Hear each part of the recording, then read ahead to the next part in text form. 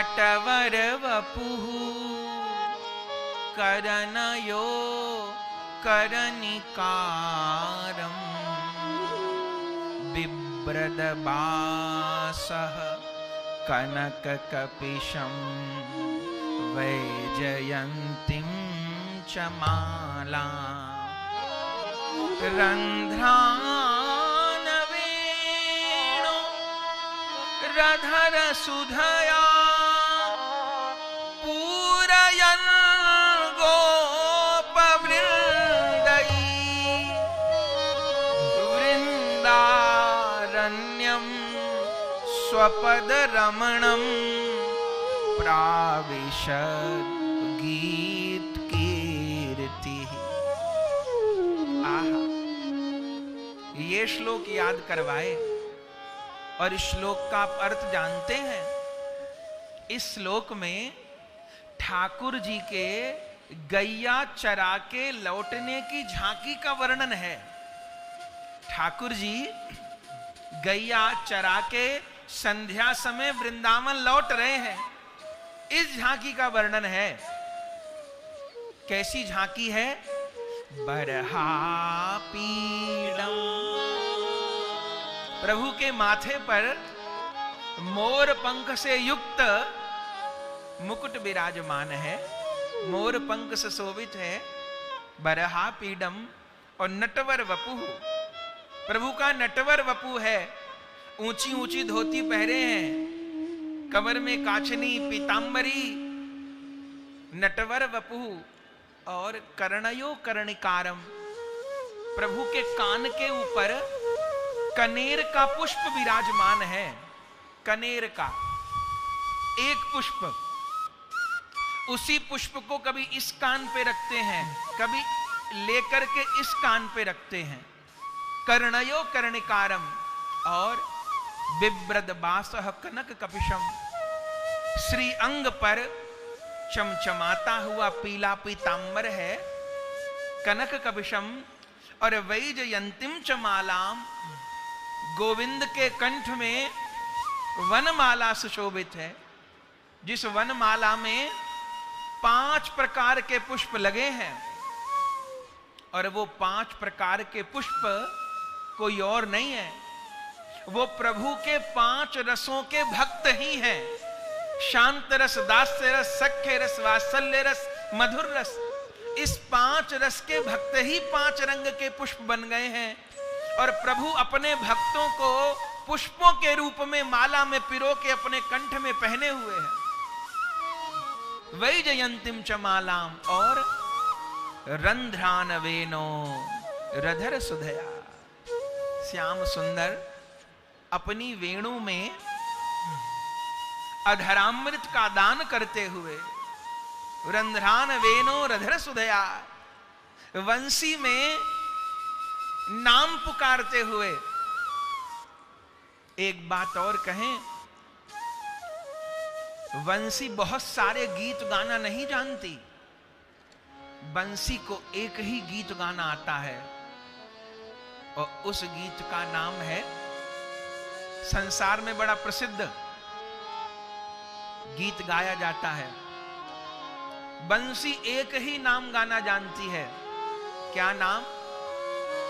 श्याम तेरी बंशी पुकारे राधा नाम, श्याम तेरी बंशी पुकारे राधा नाम, कन्हैया तेरी बंशी पुकारे राधा नाम, कन्हैया तेरी बंशी पुकारे राधा नाम। राधा के भी श्याम वो तो मीरा के भी श्याम, राधा के भी श्याम बोलो मीरा के भी श्याम। लोग करे मीरा को यूं ही बदनाम, लोग करे मीरा को यूं ही बदनाम। श्याम तेरी बंसी पुकारे राधा नाम, श्याम तेरी बंशी पुकारे राधा नाम, कन्हैया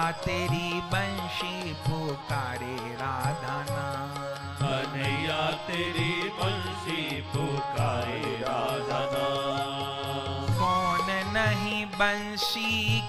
धुन का गुलाम, कौन नहीं बंशी की धुन का गुलाम, कौन नहीं बंशी की धुन का गुलाम, कौन नहीं बंशी की धुन का गुलाम। श्याम तेरी बंशी पुकारे राधा नाम, श्याम तेरी बंशी पुकारे राधा नाम, कन्हैया तेरी बंशी पुकारे राधा नाम, कन्हैया तेरी बंशी पुकारे राधा नाम। बंशी सौ गूंज रयो वृंदावन धाम, बंशी सो गूंज रयो वृंदावन धाम, बंसी ने मोह लई गोपी तमाम, बंशी ने मोह लई गोपी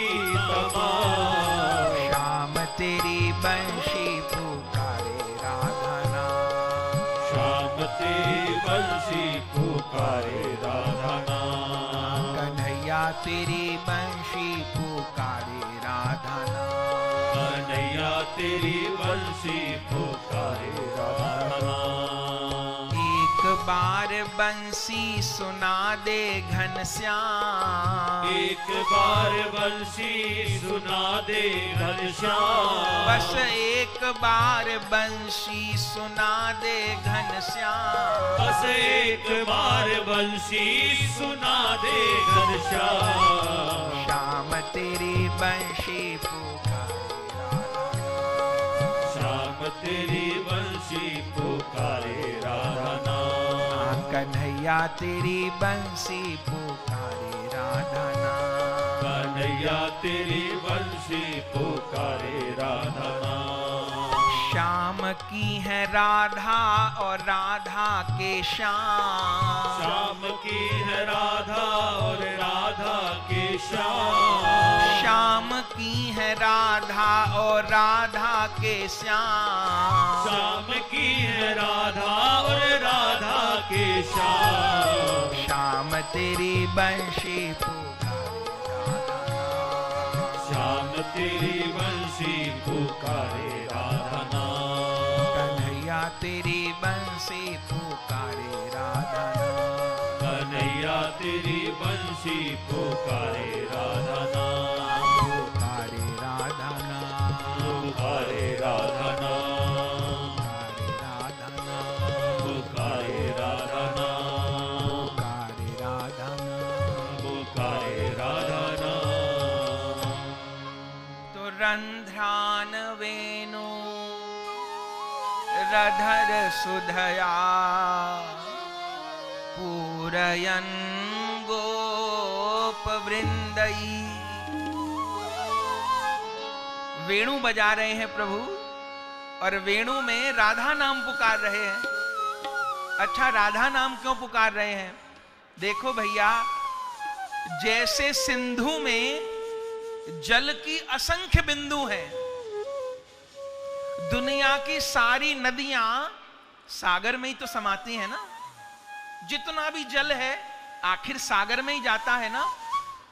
तो सिंधु में असंख्य बिंदु हैं, ऐसे ही श्री राधा रानी के भीतर इस सृष्टि के जितने भी महापुरुष, संत, सखा, जो कुछ है, वो सारा प्रेम, सब संतों का प्रेम, सब भक्तों का प्रेम, आचार्यों का प्रेम, सब कुछ राधा प्रेम सिंधु के भीतर ही है। जैसे जहां जहां जल है वहां वहां वो समुद्र का ही जल है। इस लोटे में जल रखा है, कोई कहे ये जल कहां से लाए, हम कहें ये समुद्र का जल है। बोले कैसे? हम तो नल से भर के लाए। तो पूछिए नल में पानी कहां से आया? बोले वो तो म्युनिसिपैलिटी की टंकियां लगी हैं, वहां से जल फिल्टर होके आ रहा है। तो उन टंकियों में जल कहां से आया? बोले वो नदियों का जल फिल्टर होके आ रहा है। नदियों में जल कहां से आया? बोले नदियां तो पर्वतों से बह रही हैं, ग्लेशियर पिघलते हैं, नदियां बनती हैं। तो पहाड़ों पर वो ग्लेशियर, वो बर्फ कहां से आई? बोले वो तो आकाश से बरसती है। तो आकाश में वो बर्फ, वो जल, वो बादल कहां से आए? तो आखिर में कहना पड़ेगा कि सूर्य का ताप समुद्र के जल को भाप बनाता है, वो भाप ही बादल बनती है, वो बादल ही नदियों के रूप में प्रवाहित होते हैं, और उन्हीं नदियों का जल हमको आपको फिल्टर होके पीने के लिए मिलता है। तो सिद्ध हो गया ना कि हमारे आपके जहां भी जल है वो समुद्र का ही जल है। ऐसे भैया जहां भी प्रेम है वो राधा रानी के प्रेम सिंधु की बिंदु ही है। तो श्याम सुंदर बंसी में राधा राधा गाते हैं तो क्या लगता है? जो सुनता है उसको लगता है प्रभु मुझे ही बुला रहे हैं। जो सुनता है, गोपियां सुनती हैं तो लगता है हमारे ही नाम बुला रहे हैं। सखा लोग सुनते हैं, लगता है कन्हैया हमें बुला रहे हैं। अरे गोमाता सुनती हैं तो गोमाता को लगता है कन्हैया हमें बुला रहे हैं। बछड़ा सुनते हैं तो उनको लगता है कन्हैया हमें बुला रहे हैं। जैसे सिंधु में असंख्य बिंदु हैं, ऐसे प्रिया जी के नाम में सबका नाम है। तो रंध्रान वेणु रधर सुधया, वेणु में राधा नाम गाते हुए श्याम सुंदर कैसी शोभा है। पूरयन गोप वृंदई, आगे आगे असंख्य बछड़ा भाग रहे हैं और पीछे पीछे असंख्य गोमाता, सिंह ही सिंह दिखते हैं, लाखों करोड़ों गोमाता पीछे, आगे आगे हजारों लाखों बछड़ा, और बीच में श्याम सुंदर एक हाथ बलदाऊ जी के कांधे पर रखे हैं और एक हाथ से वेणु बजा रहे हैं। प्रभु की अलकें खुली हैं, गैया के चरणों की रज उड़ के प्रभु के माथे पर लगी है। देवता लोग पुष्प बरसा रहे हैं। वेद व्यास जी श्लोक में कहते हैं, वृंदारण्यम स्वपद रमणम प्राविशद कीर्ति ही। ऐसी झांकी के साथ श्याम सुंदर वृंदावन में प्रविष्ट हो रहे हैं। अर्थ क्या है बंधुओं? वृंदावन तो वृंदावन है, रसिक वैष्णवों का हृदय भी वृंदावन है। तो ठाकुर जी वृंदावन में प्रविष्ट हो रहे हैं, अर्थात रसिकों के, संतों के हृदय में प्रविष्ट हो रहे हैं। वृंदारण्यम स्वपद रमणम प्राविशद कीर्ति ही, हृदय में प्रविष्ट हो रहे हैं। इस श्लोक को याद करा दिए और वेद व्यास जी ने शिष्यों को कहा, जहां शुकदेव रहते हैं ना, वहीं इस श्लोक को गाना, दोहराना। और ऋषि लोग चले और जैसे सुखदेव जी के पास ये श्लोक गाए, सुखदेव जी की तो समाधि भंग हो गई और तुरंत शिष्य बालकों के पास आए, ऋषियों के पास। अरे भैया एक बार और सुना दो, अरे भैया एक बार और सुना दो। अच्छा तो सुन लीजिए। बरहा पीडम नटवर वपुः करनयो करनिकारं बिभ्रदबासः कनककपिशो वैजयन्तीं च माला रन्ध्रान वेणोरधर सुधया पूरयन् गोपवृन्दै वृंदारण्यं स्वपदरमणं प्राविशद् कीर्तिः। सुखदेव विभोर हो गए। एक बार और, अच्छा एक बार और सुना दो, बस एक बार और सुना दो। बलिहार बलिहार बलिहार, मगन हो रहे, मगन हो रहे। जाने कितनी बार सुने, सुनते सुनते मूर्छित जैसे हो गए। संध्या समय ऋषि लोग लौट आए।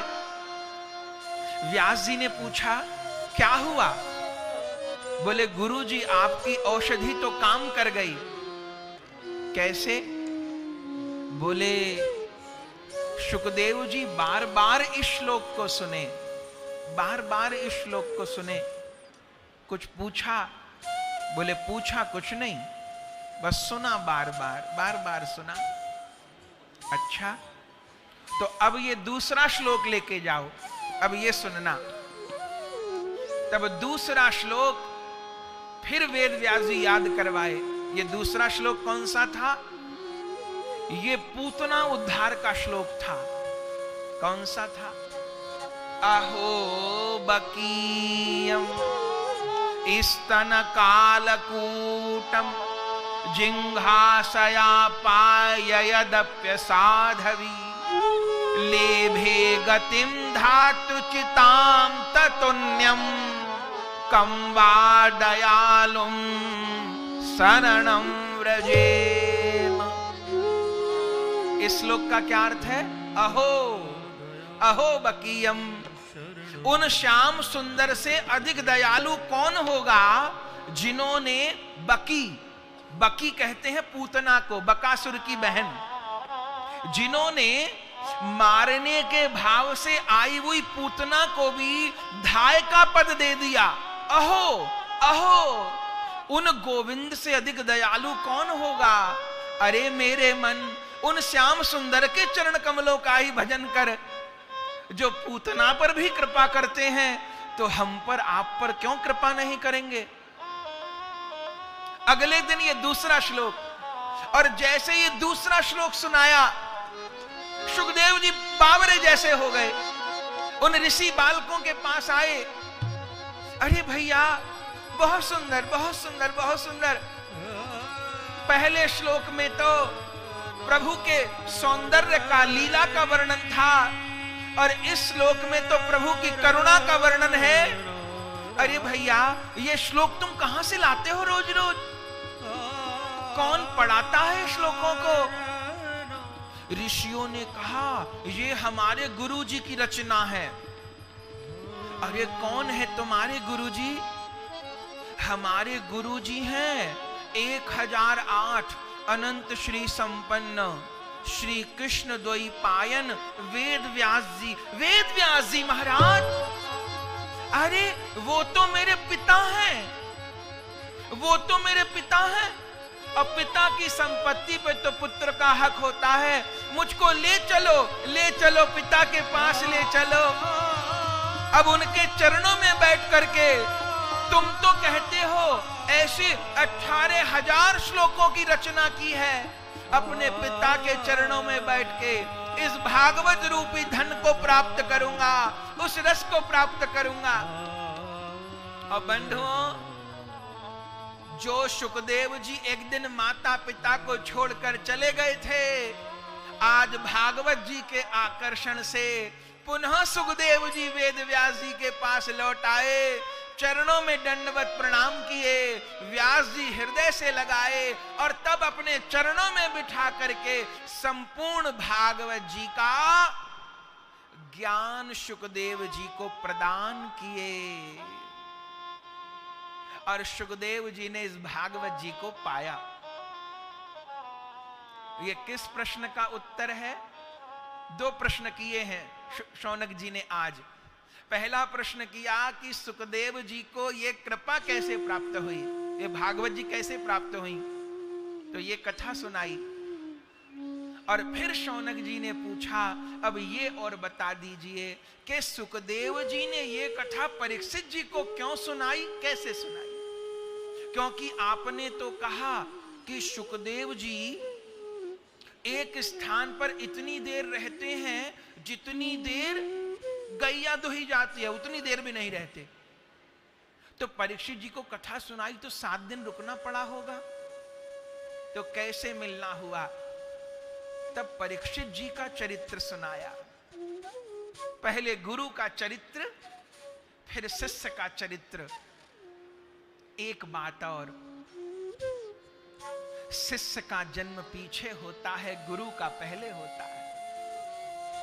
बालक का जन्म बाद में होता है, मां के सीने में दूध पहले आ जाता है। अर्थ यह है कि इस सृष्टि में सब कुछ है, किसी चीज की कमी नहीं साहब। हम जिस चीज के ग्राहक बनेंगे वही वस्तु हमको प्राप्त होगी। यदि हम बुरी बातों के ग्राहक बनेंगे तो चारों ओर सृष्टि से हम लोगों को बुराई ही जानने को मिलेगी, बुराई ही सीखने को मिलेगी। हम कहते रहेंगे कलयुग बहुत बुरा, समय बहुत बुरा, जमाना बहुत बुरा। भैया एक बार हमारे महाप्रभु जी के आगे किसी ने कलयुग की निंदा की, महाप्रभु कानों में उंगली डाल लिए, बोले भैया कलयुग की निंदा मत करो। लोगों ने महाप्रभु जी को कहा कलयुग तो बहुत निंदनीय है, आप क्यों मना करते हो, ग्रंथों में भी कलयुग की निंदा लिखी है। महाप्रभु जी ने कहा देखो, जो निंदा लिखी है ना कलयुग की, वो अवगुणों को लेके लिखी है, पर बाकी सच बात तो ये है, इस कलयुग में कल्याण जितना सहज है और जितना सुलभ है और किसी युग में नहीं है। इस युग में गोविंद जितने सहजता में उपलब्ध होते हैं, कलयुग केवल नाम आधारा, ये चौपाई किसको याद नहीं है। सिमर सिमर नर उतरहि पारा, कलयुग केवल हरि गुण गाहा, गावत नर पावत भव थाहा। इस कलयुग में केवल नाम हमको पार करने वाला है। योग न हो पाए, यज्ञ न हो पाए, पूजा न हो पाए, स्वाध्याय न हो पाए, पाठ न हो पाए, कोई बात नहीं। सब लोग विकल होकर भगवान नाम पुकारिए, हरे कृष्णा हरे कृष्णा हरे कृष्णा हरे कृष्णा कृष्णा कृष्णा कृष्णा कृष्णा हरे हरे हरे हरे हरे राम हरे राम हरे राम हरे राम राम राम राम राम हरे हरे हरे हरे। बिल्कुल नहीं घबराना बंधुओं, इस महामंत्र का धन महाप्रभु सारे जगत को प्रदान किए हैं। हमारे पूज्य महाराज जी, पूज्य बाबा बालजी महाराज, वे भी इस महामंत्र का सर्वत्र दान कर रहे हैं। यहां बहुत सुख मिलता है जब चारों ओर महामंत्र महामंत्र नाम नाम नाम नाम का दर्शन होता है। हाँ, चारों ओर नाम का, वे स्वयं भी नाम जप रहे हैं, आपसे हमसे भी जपवा रहे हैं। और कलयुग में साधन बनेगा नहीं, नाम जपो भाई, नाम जपो, नाम जपो, नाम जपो। महाप्रभु कान में उंगली डाल लिए, भाई कलयुग की निंदा न करो। इस कलयुग में कल्याण जितना सस्ता है और किसी युग में नहीं है। बहुत बड़ाई है, बहुत बड़ाई है इस कलयुग की। इसी कलयुग में तो मीराबाई हुई हैं, क्या सतयुग में हुई हैं? नहीं नहीं, कलयुग में ही हुई हैं। तुलसीदास जी महाराज, सूरदास जी महाराज, रैदास जी महाराज, हमारे सिख गुरु, ये कौन से युग में हुए हैं? इस कलयुग में ही हुए हैं। गुरु अर्जुन देव जी सुखमनी साहिब में कहते हैं, सगल सृष्टि को राजा दुखिया, हर को नाम जपे सोई सुखिया। जीव पाखाणु नाव चढ़ी तरे, त्यु प्राणी गुरु चरण लगत निस्तरे। गुरुमुख नाम जपऊ मन मेरे, नानक पावऊ सुख घनेरे। गुरुमुख नाम जपऊ मन मेरे, नाम जपो साहब, नाम जपो। बड़ी महिमा है इस कलयुग में नाम की। तो श्री शौनक जी प्रश्न किए कि मिलान कैसे हुआ। तब उस समय सूत जी ने कहा, जिस समय कलयुग का प्रारंभ हुआ था, हाँ, कलयुग का प्रारंभ कब हुआ? श्री कृष्ण की लीला अंतर्धान हुई और कलयुग आया। कलयुग को आए जब 30 वर्ष हो गए थे लगभग, तब सुखदेव जी ने परीक्षित जी को कथा सुनाई है। और परीक्षित जी उस समय लगभग 35 वर्ष के थे। कलयुग को आए 30 वर्ष हो गए थे। अभी कलयुग को 5,500 वर्ष हुए हैं। इसीलिए श्री कृष्ण लीला को भी 5,500 वर्ष हुए हैं। ये जो पीछे द्वापर गया है, इसी में कृष्ण लीला संपन्न हुई है। और महाप्रभु जी की लीला को, महाप्रभु की लीला को तो 500 ही वर्ष हुए हैं, 500 वर्ष हुए हैं। तो जिस समय कलयुग का प्रारंभ मात्र था, उस समय महाभारत का युद्ध हो चुका था। भगवान ने कौरवों का संहार करवा दिया था। चूंकि वो कौरव लोग इस संसार के लिए कैंसर बन चुके थे, उनका मर जाना ही ठीक था। प्रभु पांडवों के द्वारा उद्धार करवा दिए थे, लेकिन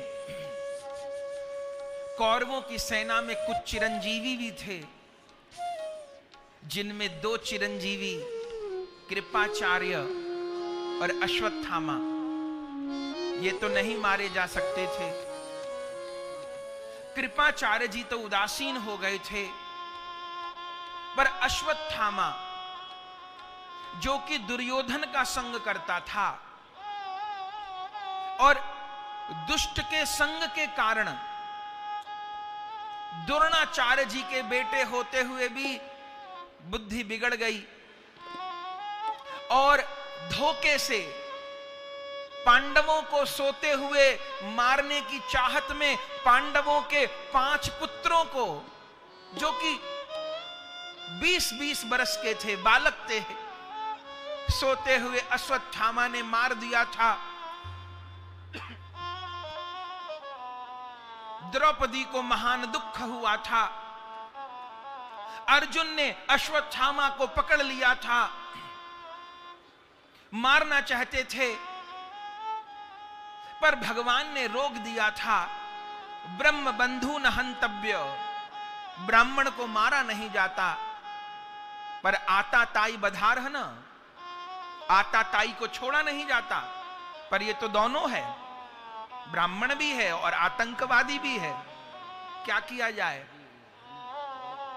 तब प्रभु ने कहा मारना है। तब अर्जुन ने सिर मूंड लिया, तेजहीन कर दिया, माथे में जो मणि थी छुरा मार कर वो मणि निकाल ली। अश्वत्थामा के माथे पर ऐसा घाव बन गया जिससे हमेशा रक्त और मवाद बहता है। लेकिन उस अश्वत्थामा के मन की क्रूरता फिर भी दूर नहीं हुई। चला तो गया, पर मन में सोचता है मैं पांडवों को भले न मार पाया, पांडवों के 5 बेटे तो मार दिए मैंने। अब सुना है अभिमन्यु की पत्नी उत्तरा गर्भवती है।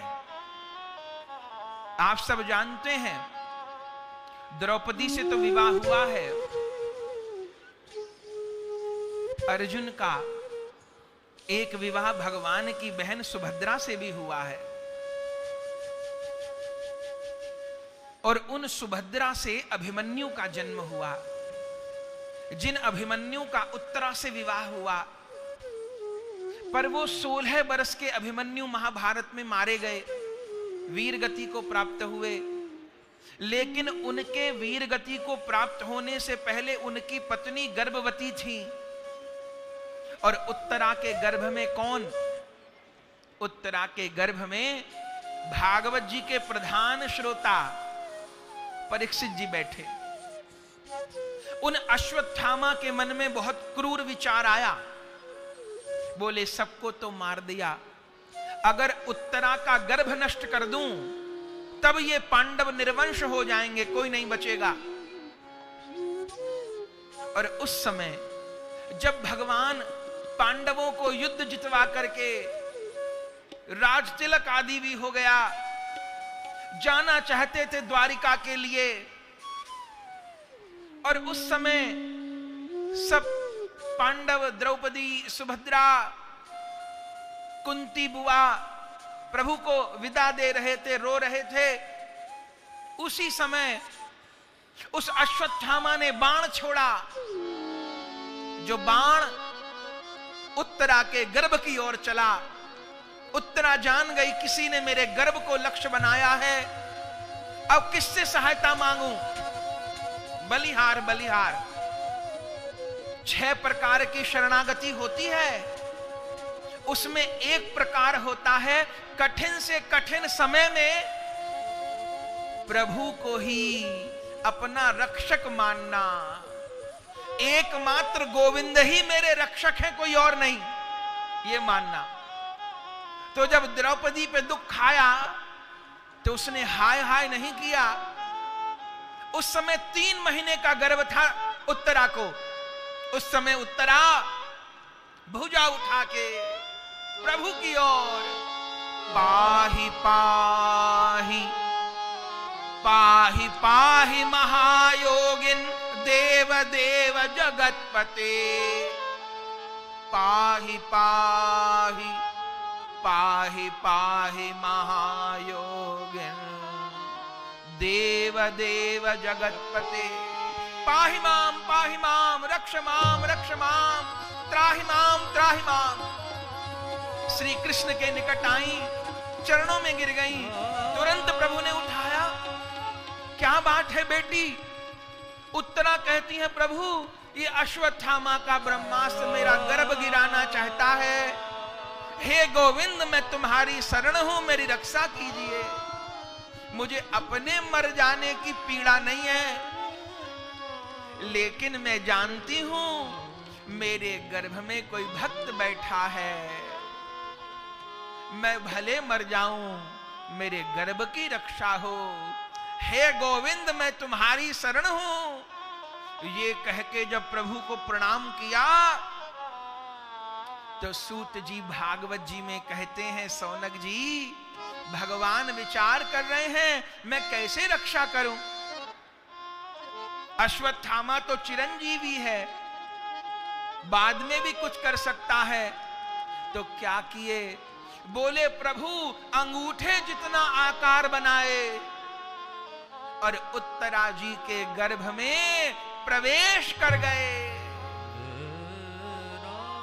चतुर्भुज रूप से कितने दिन बंधुओं,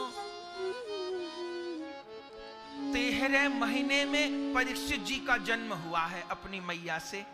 तो 3 महीने का तो गर्भ था, तो कितने हो गए? और 10 महीने हो गए। तो 10 महीने परीक्षित जी के साथ में ठाकुर जी भी उत्तरा के गर्भ में रहे और गर्भ में रह करके परीक्षित जी की रक्षा किए। आहा, ऐसा दयालु ठाकुर कहां मिलेगा? 10 महीने तक। और फिर जब 10 महीने बाद एक रूप से रहे, एक रूप से द्वारिका पधारे। और जब 10 महीने बाद परीक्षित जी का जन्म हुआ ना, तो सब पांडव लोग पास में थे। और तो जैसे जन्म हुआ तो युधिष्ठिर की गोद में, चूंकि वो बड़े बाबा हैं, उनके गोद में लिया गया। तो क्या देखते हैं, छोटे से परीक्षित, अभी जन्म हुआ है, आंख खोल के चारों तरफ देख रहे हैं, चारों ओर आंख खोल कर देख रहे हैं। अर्जुन ने गोद में लिया, उनको भी ऐसे आंख। भीम ने, नकुल ने, सहदेव ने, सबने लिया, सबको देख रहे हैं। तब सबने युधिष्ठिर जी से पूछा, महाराज ये छोटा बालक तो आंख खोल के ऐसे चारों ओर नहीं देखता, ये किसको खोज रहे हैं? तब युधिष्ठिर ने कहा, भैया इसकी जिसने गर्भ में रक्षा की है, ये उसी को ढूंढ रहा है। ये हम सब में उसी को ढूंढ रहा है। तो मैं इसका नामकरण किए देता हूं। तो नाम क्या होगा बालक का? बोले स ऐश लोके विख्यात परीक्षित इति यत् प्रभु गर्भे दृष्टुम नुध्यायन परीक्षेत नरेश्विह। जो सबके भीतर प्रभु का परीक्षण करे, ऐसे इस बालक का नाम परीक्षित होगा। परीक्षित होगा जो सब में प्रभु का परीक्षण करे। और एक बात और, परीक्षित माने जिसकी परीक्षा हो वो परीक्षित। एक बात और, वास्तविकता ये है कि हम आप सब परीक्षित हैं। क्यों? इसलिए परीक्षित हैं कि परीक्षित जी की ही गर्भ में भगवान ने रक्षा नहीं की। अभी सुना था प्रारंभ में कि भगवान ने हम सबकी भी गर्भ में रक्षा की है। आप सोचिए, वो मां के गर्भ से जन्म लेना, डॉक्टर कहते हैं वो बच्चे का तो जन्म होता ही है, वो मां का भी नया जन्म होता है। उस समय तो जीवन और मृत्यु के बीच में मां झूल रही होती है। जरा कुछ ऊंच नीच बात हो तो मां संतान के प्राण बचने भारी हो जाते हैं। प्रभु ही रक्षा करते हैं। हम सब की गर्भ में प्रभु ने रक्षा की, इसलिए हम सब परीक्षित हैं। और हम सबकी परीक्षा होती है, इसलिए हम परीक्षित हैं। पर यह बात अलग है, हम परीक्षा में पास हो पाते हैं कि फेल हो पाते हैं। और एक बात और कह के आगे बढ़ेंगे, जो पढ़ाई करेगा उसको पेपर भी देने पड़ेंगे। ये नियम है, नियम है ना। जो पढ़ाई करेगा उसको परीक्षा भी देनी होगी, जो पढ़ाई नहीं करेगा उसको परीक्षा भी नहीं देनी होगी। पढ़ाई करेंगे तो पेपर आएंगे, भक्ति करेंगे तो परीक्षा होगी। और बताइए, परीक्षा क्या किसी को पीछे धकेलने के लिए आती है? बच्चे को पीछे धकेलने के लिए परीक्षा आती है? नहीं नहीं। अरे परीक्षा तो आगे बढ़ाने के लिए आती है। परीक्षा दीजिए और एक कक्षा आगे बढ़ जाइए। परीक्षा ये जानने के लिए आती है कि साल भर बच्चे ने क्या किया। वो बैग और कॉपी किताब लेके घूमता रहा कि कुछ पढ़ा भी। परीक्षा किसी को पीछे नहीं धकेलती, परीक्षा तो आगे बढ़ाती है। अगर पढ़ाई की है तो परीक्षा दे पाएंगे, और परीक्षा दे पाए पास हो पाएंगे, आगे बढ़ पाएंगे। ऐसे भजन मार्ग में परीक्षा होती है। कभी नाम निष्ठा की परीक्षा होती है, कभी प्रसाद निष्ठा की परीक्षा होती है, कभी गुरु निष्ठा की परीक्षा होती है, कभी सेवा निष्ठा की परीक्षा होती है, कभी धाम निष्ठा की परीक्षा होती है। हमको परीक्षा देनी होगी। हम देते रहे परीक्षा तो देखिएगा एक दिन पास होंगे। हम सारे पेपर पास करने पड़ेंगे। तो जिसकी परीक्षा हो वो परीक्षित। जन्म हुआ और फिर कुछ समय पश्चात लीला अंतर्धान हुई। श्री कृष्ण ने द्वारिका जी में लीला को अंतर्धान किया। और जब पांडवों को खबर लगी कि प्रभु लीला अंतर्धान कर दिए, तब कुंती बुआ ने तो उसी समय शरीर छोड़ दिया और पांचों पांडव द्रौपदी जी के साथ स्वर्गारोहण किए।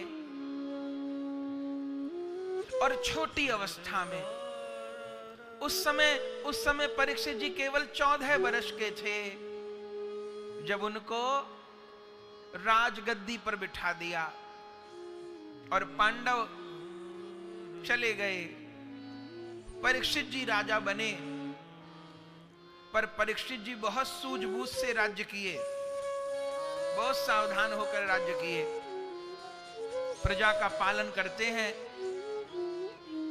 परीक्षित जी ने अपने जीवन काल में 3 अश्वमेध यज्ञ कराए। क्यों? बोले यज्ञ होगा तो संत लोग एकत्र होंगे, कथा होगी, कथा होगी तो सबका कल्याण होगा, सब लोग वैष्णव बनेंगे, हरि भक्ति करेंगे, हरि नाम का प्रचार प्रसार होगा। इरावती से, उत्तर की कन्या इरावती से विवाह हुआ। जन्मेजय आदि 4 पुत्रों का परीक्षित जी के यहां जन्म हुआ। परीक्षित जी बड़े धर्मात्मा राजा हुए, पांडवों की पदचिन्हों पे चलने वाले हुए। लेकिन परीक्षित जी का एक नियम था, वो वेश बदल के प्रजा के बीच में घूमते थे ताकि पता चल सके मेरी प्रजा को कोई कष्ट तो नहीं है। एक बार परीक्षित जी वन में घूम रहे थे, तब उन्होंने एक दृश्य देखा। क्या कि एक गाय है बहुत दुबली पतली, और एक बैल है जिनके 3 पैर टूट चुके हैं, किसी तरह से एक पैर पर खड़े हैं। गैया बड़ी दुबली पतली है। वो लोग आपस में बात कर रहे हैं। बोले गैया कौन? कोई और नहीं, पृथ्वी माता ने ही गाय के रूप में दर्शन दिया परीक्षित जी को। और ये बैल कौन थे? कोई और नहीं, साक्षात धर्म है। बात कर रहे हैं। क्या बैल गैया से कहते हैं, अरे गाय तू इतनी दुबली पतली क्यों हो गई? इतना दुख क्यों पा रही है? क्या इसलिए कि तुझ पर अब यज्ञ होने बंद हो गए? क्या इसलिए कि अब लोग माता पिता संतों का सम्मान नहीं करते? क्या इसलिए कि लोगों ने वर्णाश्रम धर्म का पालन करना छोड़ दिया? क्या इसलिए कि अब सबने अपने अपने धर्म का त्याग कर दिया? और अंत में कहा, क्या इसलिए कि अब श्री कृष्ण तुझको त्याग करके नित्य लीला में सम्मिलित हो गए? ये सुन के गोमाता रोने लगी। हाँ हाँ, मैं प्रभु के वियोग के कारण रो रही हूं। जिन नंद नंदन के चरणों का स्पर्श मुझे प्राप्त होता था, अब नहीं हो रहा। पर आप तो बताओ कि आपके ये 3 पैर कैसे टूट गए? किसने तोड़ दिए? धर्म ने कहा, किसको दोष दिया जाए? अरे संत लोग कहते हैं कि सब लोग अपने अपने कर्मों का फल भोग रहे हैं, तो मेरे ही कोई कर्म खराब रहे होंगे जो मुझे ये दुख प्राप्त हुआ। दोष किसी का नहीं। जब इन दोनों की बात सुने परीक्षित जी तो समझ गए, अरे ये तो धर्म और पृथ्वी है। ऐसे विचार तो धर्म के ही हो सकते हैं जो इतने बड़े कष्ट के लिए भी किसी को कारण नहीं मान रहे, अपने को ही मान रहे हैं। पर किसने पैर तोड़ दिए इनके? जानना चाहते थे। इतनी देर में क्या देखा कि ये काले रंग का अभद्र पुरुष, बड़ा क्रूर, हाथ में डंडा लिया है और उस बैल के चौथे पैर को भी तोड़ना चाहता है, उस गैया को मारना चाहता है।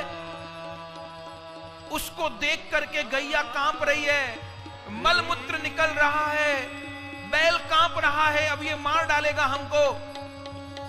जैसे परीक्षित जी ने देखा ये काले रंग का कोई पुरुष गैया बैल को मारना चाहता है, उसी समय परीक्षित जी आकर खड़े हो गए, हाथ में धनुष बाण ले लिए। सावधान सावधान, तीर छोड़ देना चाहते थे। मेरे राज्य में रहते गाय को कष्ट देता है, नंदी को कष्ट, मार डालूंगा तुझको। जैसे ब्रह्मास्त्र उठाए परीक्षित जी, उसी समय वो काले रंग का पुरुष त्राहि माम त्राहि माम त्राहि माम कहते हुए परीक्षित जी के चरणों में आके गिर गया, चरणों में आके गिर गया। जब चरणों में गिर गया तो पांडवों का नियम था कि कोई चरणों में आके गिर गया तो मारेंगे नहीं, रोक लिए बाण को। अरे पापी, तू कौन है? महाराज, मेरा नाम कलयुग है। कलयुग? तू मेरे राज्य की सीमा में कैसे घुस आया? निकल यहां से। कहां जाऊं? सारी पृथ्वी पे तो आपका राज्य है, कहां जाऊं? कहां जाऊं मैं? देखिए, इस वाक्य से यह भी पता चलता है कि हमारा भारत देश इतना नहीं था। ये पाकिस्तान, बांग्लादेश तो अभी बने हैं। अफगानिस्तान, ईरान, भूटान, चीन, ये सब भारत के अंग हैं। संपूर्ण पृथ्वी भारत है। लेकिन यहां के नेता लोग धर्म निरपेक्ष बने रहे और धर्म निरपेक्षता के ढोंग में भारत का विभाजन होता रहा, विभाजन होता रहा। अभी जो भारत है, ये तो समझिए भारत का हृदय बचा है। हृदय क्यों कह रहे हैं? क्योंकि हिमालय, चार धाम, वृंदावन, अयोध्या, गंगा जी, यमुना जी बची हैं। ये हृदय है। बाकी ये संपूर्ण पृथ्वी भारत है। पहले आजनाब वर्ष नाम था, फिर आर्यावर्त नाम था, फिर भारतवर्ष हुआ। इस सृष्टि पर सनातन धर्म के अतिरिक्त और कुछ नहीं। परीक्षित ने कहा निकल जाओ। कलयुग ने कहा कहां जाऊं? सारी पृथ्वी तो पे आपका राज है, तो मेरे राज्य के भीतर कैसे आया? कलयुग ने कहा जब श्री कृष्ण लीला अंतर्धान हुई, मेरा समय प्रारंभ हो गया, मेरा समय आ रहा है और मैं तो यही करूंगा। गाय को दुग्ध दूंगा, नंदी को दुग्ध दूंगा, संतों को दुग्ध दूंगा, सज्जनों को दुग्ध दूंगा, दुष्ट लोगों का प्रभाव बढ़ेगा। यही मेरा काम है। मेरे युग में यही सब होता है। मैं मार डालूंगा तुझको। नहीं महाराज, मत मारिए। क्यों? क्योंकि ये प्रभु का ही विधान है। सतयुग, त्रेता, द्वापर, कलयुग। यदि आप मुझे मारते हैं तो आप प्रभु के विधान में आगे आ रहे हैं। मुझे मारिए मत। नहीं नहीं, मेरे रहते तो नहीं रह सकता, मैं तुझको मारूंगा। महाराज मुझे मत मारिए। अभी आपने मेरी बुराइयां देखी हैं, मेरी अच्छाइयों को सुनेंगे तो मुझे प्रणाम करेंगे आप। अरे तेरे भीतर क्या अच्छाई है? मेरे भीतर 3 महान गुण हैं। पहला गुण, कृते यध्यायते विष्णु त्रेतायाम यजतो मखई द्वापरे परिचर्यायाम कलौ केशव कीर्तना कलौ तद हरि कीर्तना। कलयुग में, सतयुग में ध्यान से, कहीं त्रेता में यज्ञ से, कहीं द्वापर में पूजा से, परिचर्या से, पर इस कलयुग में हरि नाम से तरण होता है। ये मेरे युग की बड़ाई है। केवल नाम जपो, नाम कीर्तन करो, कल्याण होगा। मुझे मार देंगे तो ये लाभ जीवों को नहीं मिलेगा। अच्छा, और दूसरा गुण और है मेरा बहुत बड़ा। क्या? गोस्वामी तुलसीदास जी रामचरितमानस में कहते हैं, कली कर एक पुनीत प्रताप, कली कर एक पुनीत प्रताप, कली कर एक पुनीत प्रताप, कली कर एक पुनीत प्रताप।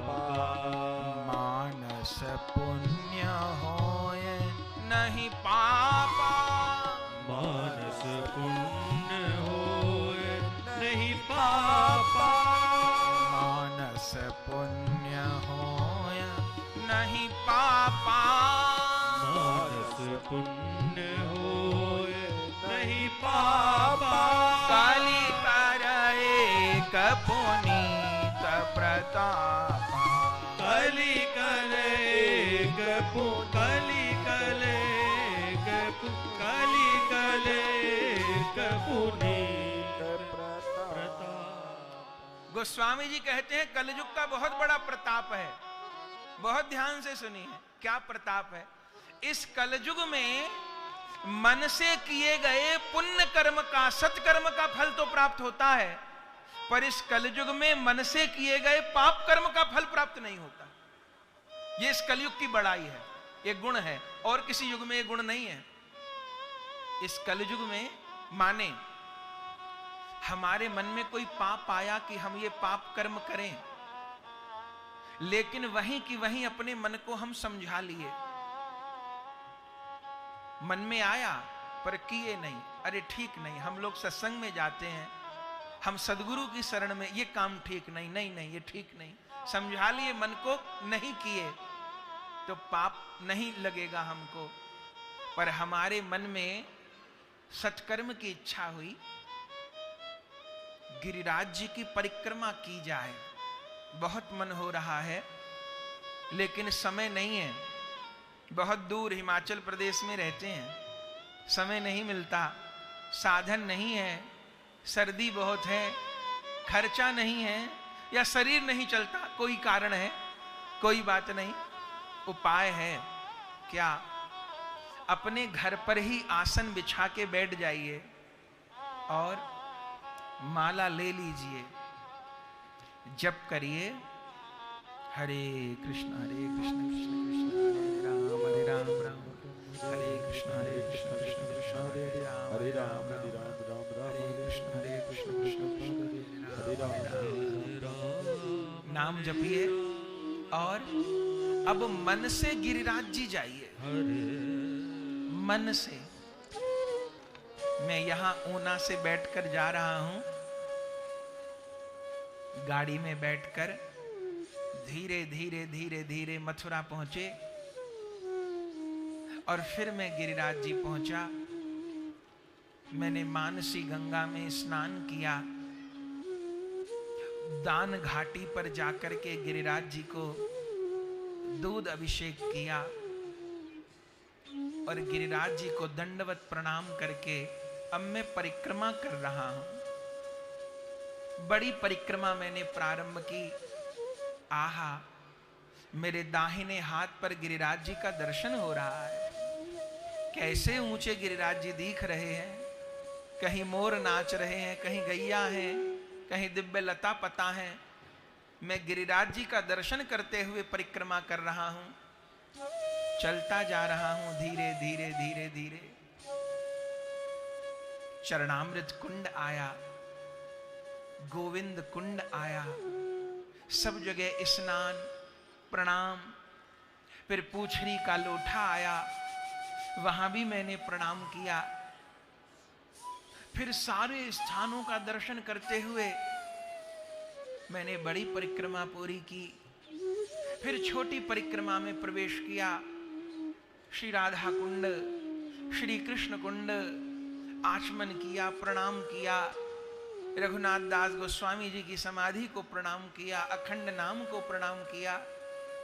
फिर मैं आगे चला, कुसुम सरोवर आए, कुसुम सरोवर को प्रणाम किया।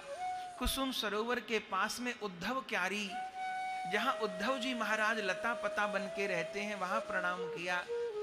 नारायण स्वामी जी की समाधि को प्रणाम किया। बाएं हाथ पर नारद कुंड, श्री नारद जी के स्थान को प्रणाम किया। फिर चलते हुए आगे मानसी गंगा को प्रणाम किए, मुखारविंद को प्रणाम किए। भक्त लोग आ रहे हैं, कीर्तन हो रहा है, राधे राधे सब लोग कह रहे हैं, सुंदर सुंदर मंदिरों का दर्शन हो रहा है। मैंने परिक्रमा पूरी की। आखिर में फिर दंडवत प्रणाम किया, क्षमा मांगी, कहीं कोई भूल चूक हुई हो तो क्षमा करिएगा। हे गिरिराज जी, आप तो साक्षात जुगल सरकार का प्रेम हो। जुगल सरकार आपके रूप में ही ब्रज में विराजते हैं। हे गिरिराज जी कृपा करिएगा, जल्दी बुलाइएगा, अपनी रज में निवास प्रदान करिएगा। ऐसे दंडवत प्रणाम किए और फिर मैं वहां से चला, फिर गाड़ी में बैठा और फिर घर पर लौट आया। कहीं गए नहीं, अपने घर में ही बैठ के सोचे हैं सिर्फ नाम जप करते हुए। बंधु हम नहीं कह रहे, ये हमारे सदग्रंथ कह रहे हैं। कलि कर एक पुनीत प्रतापा, मानस पुण्य होय नहीं पापा। मन से किया सत्कर्म का फल मिलेगा, मन से किए गए पाप कर्म का फल नहीं। हम मन से गिरिराज जी गए, तन से नहीं गए, खर्चा नहीं लगा, समय नहीं लगा, पर राधा गोविंद मानेंगे कि हम गिरिराज जी की परिक्रमा कर लिए। गिरिराज जी को प्रणाम हो गया, परिक्रमा हो गई। ये छूट, ये सुविधा किस युग में है? एकमात्र कल युग में। ये मेरा गुण है साहब। परीक्षित जी ने कहा अरे गुण भी बड़े जोरदार हैं, और तीसरा गुण मेरा गोपनीय है। क्या गुण है? यदि आप मुझे मार देंगे तो भगवान के एक अवतार से वंचित हो जाएंगे। कैसे? बोले मेरे युग में राधा कृष्ण मिलित तनु श्री गौरांग महाप्रभु जी का अवतार होता है। वो इस कलयुग में ही होता है और किसी युग में नहीं होता। स्वयं श्री कृष्ण, अभी श्रवण किया, स्वयं श्री कृष्ण चैतन्य महाप्रभु जी बनकर आते हैं और इस जगत को कृष्ण प्रेम का दान करते हैं, वृंदावन का प्रकाश करते हैं, वृंदावन भक्ति का उपदेश करते हैं, मंजरी भाव की साधना करते हैं, षड गोस्वामी पाद के द्वारा प्रकट करवाते हैं। तो फिर गौर अवतार का सुख भी प्राप्त नहीं होगा। अब परीक्षित जी असमंजस में पड़ गए, क्या किया जाए, इसके गुण भी बहुत हैं, अब न मारूं तो दोष भी बहुत हैं। तब निर्णय किए मारूंगा नहीं, बांधूंगा। तब कलयुग को कहे देखो गुण तो है, ये तो मानना पड़ेगा, लेकिन अब गुण भी बहुत हैं। तो ऐसा है, समझौता कर लेते हैं। क्या? मैं तुमको रहने के 4 स्थान दे देता हूं। भागवत जी में लिखा है अभ्यर्थित तदा तस्मै स्थानानि कलयो ददौ द्यूतं पानं स्त्रियसूना यत्रा धर्मश्चतुर्विध। 4 स्थान, 4 जगह रहो। कहां कहां? द्यूतम, जहां जुआ खेला जाता हो, पानम, जहां मदिरा पी जाती हो, जहां हिंसा होती हो, मांस खाया जाता हो, और चौथा जहां पर स्त्री गमन होता हो, वेश्यालय हो, वहां तुम रहो। इसका अर्थ क्या है? इसका अर्थ यह है भैया कि इस कलयुग में जो इन 4 दोषों से बचा हुआ है, क्या क्या दोष? दारू से बचा हुआ है, जुआ सट्टे से बचा हुआ है, पर स्त्री से बचा हुआ है, और मांस से, गलत भोजन से बचा हुआ है। तो वो कलयुग में रहते हुए कलयुग में नहीं रह रहा, वो सतयुग में रह रहा है, जो इन 4 बीमारी से बचा है। द्यूतम पानम स्त्रियसूना। और जो ये कर रहा है या जो लोग ये कर रहे हैं उनका संग कर रहा है। जुआ नहीं खेल रहा, जुआरी का संग कर रहा है। परिस्त्री गमन नहीं कर रहा, पर परिस्त्री गामी का संग कर रहा है। दारू नहीं पी रहा, दारू पीने वाले का संग कर रहा है, तो भी वो दोषी है। जो इन 4 चीज से बचा है वो कलयुग से बचा है। कलयुग ने कहा चलिए ठीक है, पर महाराज इन 4 जगहों में मेरा गुजारा नहीं होगा, मेरा परिवार बहुत बड़ा है, बड़ा परिवार है मेरा, तो थोड़ी और जगह दो, 1 जगह और दे दो, बस मैं अपना काम चला लूंगा। तो ठीक है। पुनश्च याचमानाय जात रूप मदात् प्रभो ततो नितं मदं कामं रजो वैरं च पंचमम्। पुनश्च याचमानाय जात रूप मदात् प्रभो। दोबारा मांगने पर एक चीज और दे दी। क्या? जात रूप। जात रूप माने स्वर्ण, सोना, धन। धन में कलयुग है, सोने में कलयुग है। पर कौन से सोने में? सोने की लंका भी है और सोने की द्वारिका भी है।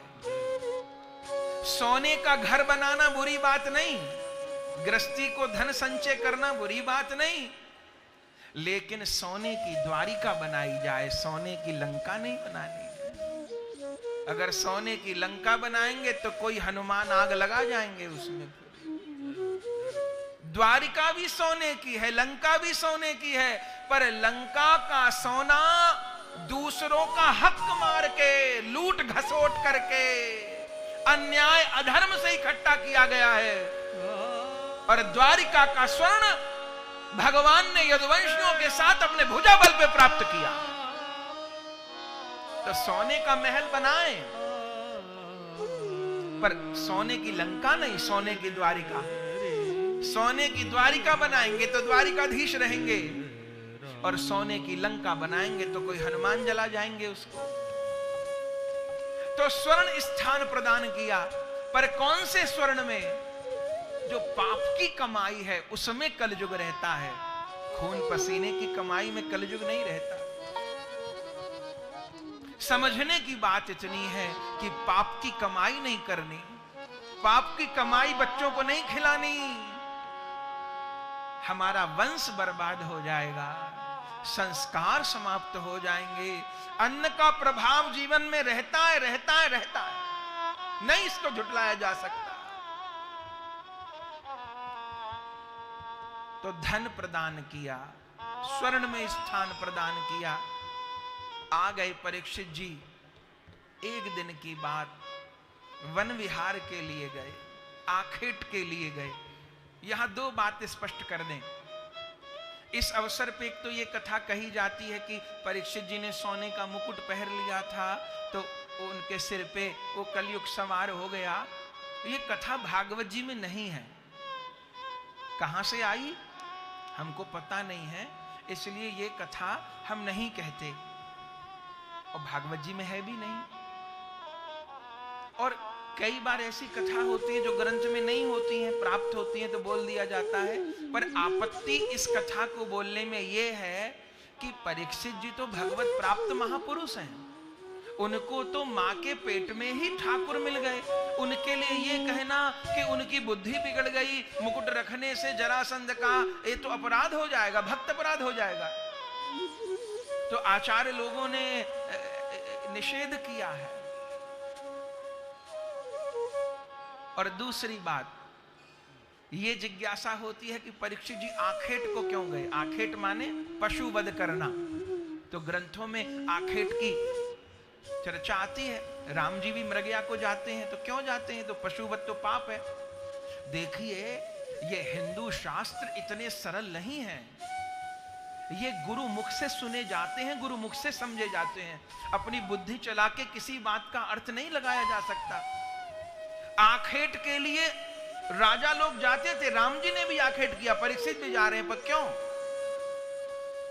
आखेट हिंदू राजा करते थे दो तीन कारणों से। एक तो जब जंगलों में सिंहों की संख्या बढ़ जाती थी, अगर सिंहों की संख्या बढ़ जाएगी तो पूरे जंगल में कोई बचेगा ही नहीं, फिर तो सिंह ही सिंह रह जाएंगे, सबको मार डालेंगे। तो पशुओं की संख्या संतुलित करनी होती थी।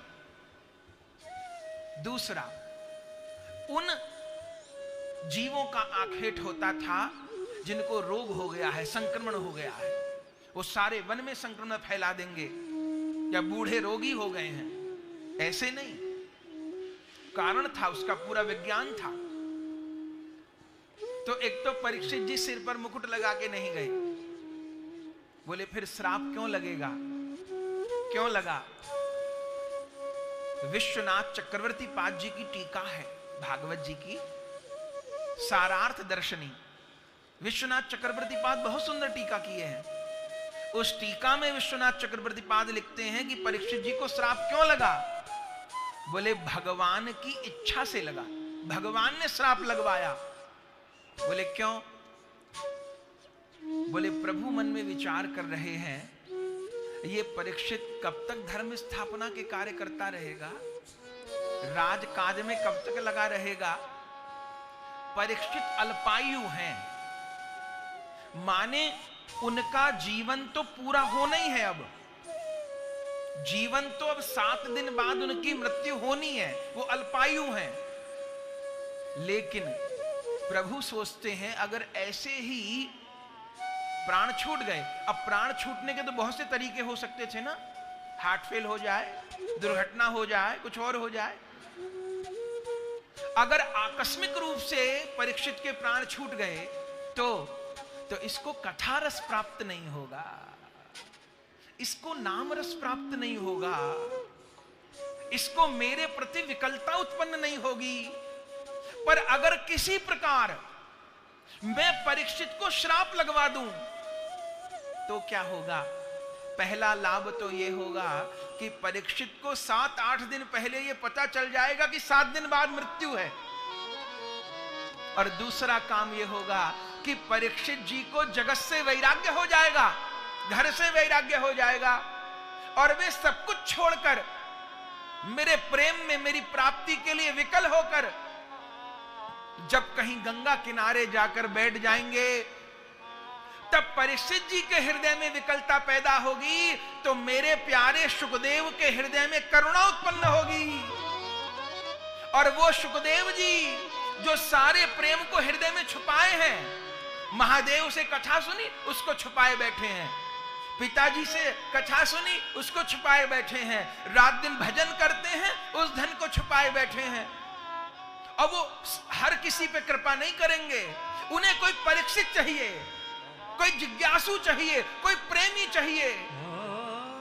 जब परीक्षित विकल होंगे तो सुखदेव जी के हृदय में करुणा उत्पन्न होगी, और जब सुखदेव जी परीक्षित जी को कथा सुनाएंगे तो परीक्षित तो माध्यम है, परीक्षित जी के माध्यम से लाखों लाखों को ये भागवत धन प्राप्त होगा, लाखों लाखों जीवों का कल्याण होगा। तो प्रभु की योजना है, प्रभु की सब व्यवस्था बनाई हुई है। तो परीक्षित जी एक दिन आखेट को गए, भटक गए, सैनिक लोग छूट गए, और भटकते भटकते समीक ऋषि के आश्रम में पहुंचे। प्यास लग रही थी, बहुत भूख लग रही थी। समीक ऋषि समाधि में बैठे थे, उनसे जल मांगा, जल दे दो। लेकिन समीक ऋषि की समाधि नहीं टूटी। अब देखिए, इसमें भी ठाकुर जी की लीला दिखती है। अभी समाधि नहीं टूट रही, और जब श्राप उनके पुत्र दे देंगे तो झट टूट जाएगी। क्यों? क्योंकि बंसी वाला जब तक नहीं चाहेगा समाधि न टूटे तब तक नहीं टूटेगी। और ठाकुर जी बानक बना रहे हैं, क्योंकि एक भक्त महापुरुष के जीवन में जो हो रहा है वो भगवत इच्छा से हो रहा है। और हमारे आपके जीवन में जो होता है वो हमारी कामनाएं और वासनाएं करवाती हैं। नहीं तो अनेक लोग ऐसे भी हैं, वो कहते हैं जब भगवान सब कुछ कराते हैं तो पाप भी भगवान ही करवा रहे हैं हमसे, तो दंड हमको क्यों मिलता है? नहीं नहीं भैया, पाप भगवान नहीं करवा रहे, भगवान हमको कर्म करने की शक्ति प्रदान कर रहे हैं। अब उस शक्ति से पाप करें कि पुण्य करें, ये तो हमारे ऊपर है। जैसे घर में बिजली है, अब बिजली के बिना तो काम नहीं चल पाएगा ना, पर हम स्वतंत्र हैं, बिजली से पंखा चलाएं, लाइट चलाएं, ये कैमरा चलाएं, साउंड सिस्टम चलाएं, आप कथा सुने। और कोई कहे कि मैं तो बिजली का नंगा तार पकड़ के देखूंगा, तो ठीक है, बिजली का नंगा तार पकड़ के मर जाइए, तो बिजली नहीं रोकेगी आपको, कोई भी उपयोग हो सकता है। तो प्रभु पाप और पुण्य नहीं कराते, प्रभु कर्म करने की शक्ति देते हैं और आत्मा प्रेरणा देती है। हम जैसा सुनते हैं वैसे विचार बनते हैं, वैसी क्रिया बनती है। लेकिन जो भक्त महापुरुष हैं, माने जो भगवान के शरणागत हो गए हैं, उनके जीवन में अगर कोई प्रतिकूलता भी दिखती है तो भगवत इच्छा ही होती है, भगवत लीला ही होती है, यह समझना चाहिए। तो समीक ऋषि जी के पास पहुंचे, जल मांगे, वे उठे नहीं समाधि से। परीक्षित जी के मन में एक क्षण को आया, ये शायद नाटक कर रहे हैं मुझे प्रभावित करने के लिए। और वहीं पर वो तक्षक नाग पड़ा था, मृतक जैसा रूप बना के ओ गले में डाल लिया। और आ गए परीक्षित जी, आ गए, खबर नहीं उनको। कुछ ऋषि बालक खेल रहे थे, देख रहे थे। उन्होंने जाके समीक ऋषि के पुत्री श्रृंगी को, जो कि कौशिकी नदी में स्नान कर रहे थे, जाकर कहा, अरे श्रृंगी, तुम्हारे पिता के गले में तो किसी अभिमानी राजा ने सांप डाल दिया। इतना सुन के श्रृंगी कुपित हो गए और उसी समय कौशिकी नदी का जल हाथ में लिए और श्राप दे दिए बिना सोचे समझे। इति लंघित मर्यादम तक्षक सप्तमे हनि दंशयति स्म कुलंगारम चौदितो में ततद्रुहम्। इति लंघित मर्यादम तक्षक सप्तमे हनि दंशयति स्म कुलंगारम चौदितो में ततद्रुहम्। जिसने मर्यादा का उल्लंघन किया है, 7 दिन पश्चात तक्षक नाग काटने से उसकी मृत्यु हो जाए। और जैसे ये श्राप दिया और जैसे आश्रम में आए, तैसे समीक ऋषि की आंख खुली। और जैसे पता चला मेरे पुत्र ने श्राप दे दिया, आप पढ़िए भागवत जी, समीक ऋषि कितने दुखी हुए, कितने दुखी हुए। बार बार श्रृंगी को, अपने पुत्र को, अरे तूने क्या किया, अरे मूर्ख तूने क्या किया, अरे मूर्ख तूने क्या किया। परीक्षित जी को श्राप दे दिया, अरे वो तो भगवान के बड़े भक्त हैं, बड़े धर्मात्मा हैं, इतना अच्छा राजा हमारे यहाँ आया, गलती हमारी थी, हमें जल देना चाहिए था, प्रसाद देना चाहिए था, तुमको देना चाहिए था, उनको जल तो दे ना पाए, श्राप दे दिया, बहुत अनर्थ हो गया। अब जाने किस पापी राजा का राज आएगा, किसी को जीने देगा। बहुत बुरा किया, बहुत बुरा किया तूने, बहुत फटकारे अपने पुत्र को। लेकिन मुख से तो निकल चुका था। तब गौरमुख नाम के अपने शिष्य को बुलाए और कहे, जाकर परीक्षित को बता तो दो कि हम लोग उसको जल न दे पाए, श्राप दे दिया, हमें क्षमा कर दें, बहुत भूल हो गई हमसे। तब वो गौरमुख नाम के ऋषि परीक्षित जी के पास पहुंचे थे।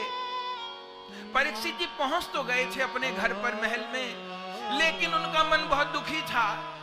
उनको लग रहा था ये मेरे से बहुत गलत हो गया। मेरे बड़े पूर्वज, दादा परदादा तो संतों का सम्मान करते रहे, पूजा करते रहे, और मैंने संत के प्रति अपराध कर दिया, बहुत बड़ी भूल हो गई मेरे से। मैं महात्मा के गले में सांप डाल आया। बहुत दुखी हो रहे थे, उन्होंने जल तक नहीं पिया था, करके बहुत दुखी हो रहे थे, रो रहे थे परीक्षित। उसी समय एक ऋषि कुमार आए, द्वारपालों से कहा, हमें राजा से मिलना। क्या बात? नहीं नहीं, उन्हीं को बताएंगे। खबर गई, परीक्षित जी ने बुलाया, क्या बात है? महाराज, अपने हृदय को मजबूत कर लीजिए, जो हम बोलने जा रहे हैं।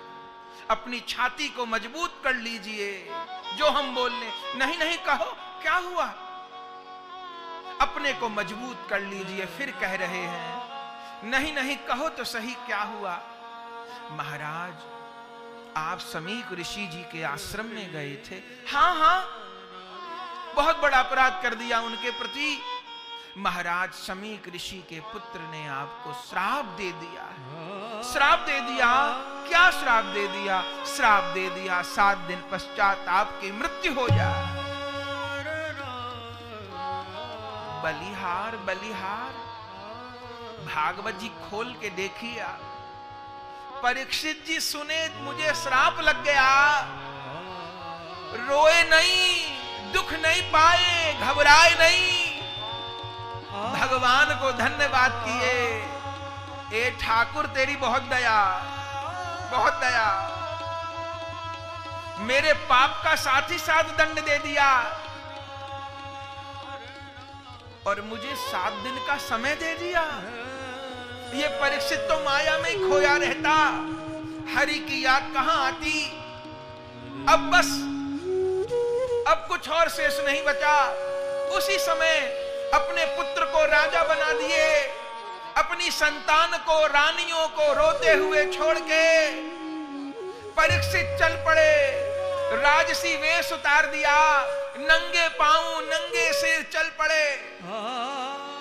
किस और? हस्तिनापुर से चले। हस्तिनापुर कहां है? जिसे आज मेरठ कहते हैं, मेरठ वही हस्तिनापुर है। और मेरठ से किस ओर चले? मुजफ्फरनगर की ओर, माने गंगा जी की ओर।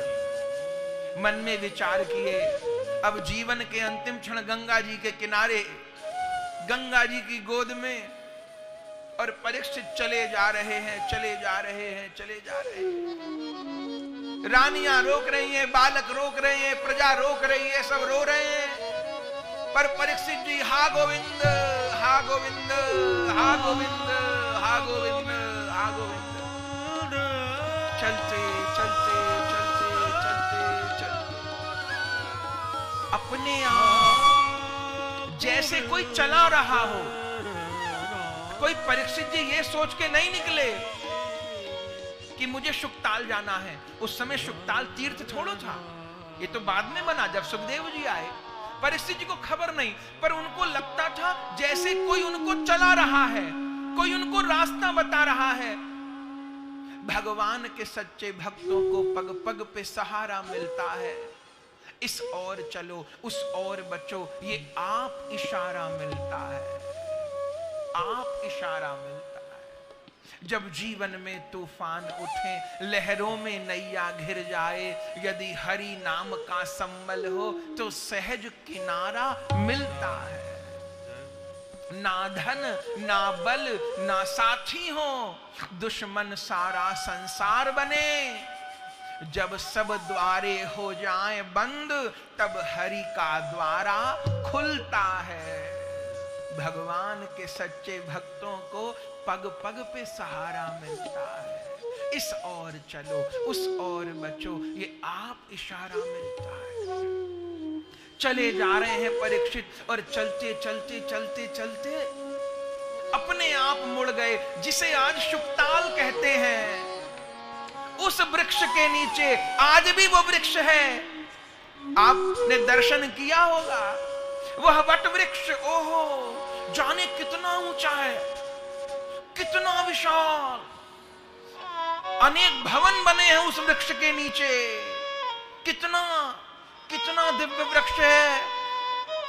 वृक्ष को स्पर्श करो तो स्पंदन होता है वृक्ष में। वो वृक्ष कल्प वृक्ष है, अमर वृक्ष है। आज तो गंगा जी दूर हैं, पर उस समय तो गंगा जी उस टीले से ही लग के बहती थी, वृक्ष से लग के बहती थी। आज भगवदीय प्रेरणा से परीक्षित जी कहीं और नहीं, बस गंगा जी के किनारे उस पेड़ के नीचे जाके बैठ गए। गंगा जी को प्रणाम किए, वृक्ष की परिक्रमा किए, वीरासन से बैठ गए हैं और हाथ जोड़कर गोविंद को एक ही प्रार्थना कर रहे हैं, मिले कोई ऐसा संत फकीर, मिले कोई ऐसा संत फकीर, मिले कोई ऐसा संत फकीर, पहुंचा दे भवदरिया के, पहुंचा दे भवदरिया के तीर, पहुंचा दे भवदरिया के तीर, पहुंचा दे भवदरिया के तीर। ओ मेरे उठत कलेजे पीर, मेरे उठत कलेजे पीर, हाँ मेरे उठत हृदय में पीर, मेरे उठत हृदय में पीर, पहुंचा दे भवदरिया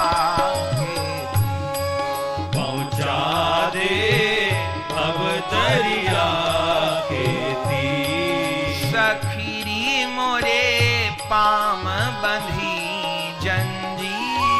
सखीरी मोरे पाव बंधी जंजीर। सखीरी मेरे पाम बंधी जंजीर।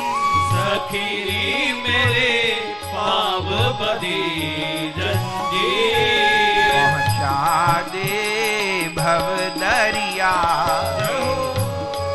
पहुँचा दे भव दरिया के तीर। मिले कोई ऐसा संत फकीर। मिले कोई ऐसा संत फकीर। जहाँ पे ठाड़े प्रभु यदुवीर। जहाँ पे ठाड़े प्रभु यदुवीर। जहाँ पे ठाड़े हैं यदुवीर। जहाँ पे ठाड़े हैं यदुवीर। पहुँचा दे भव दरिया के तीर। पहुँचा दे भव दरिया के तीर।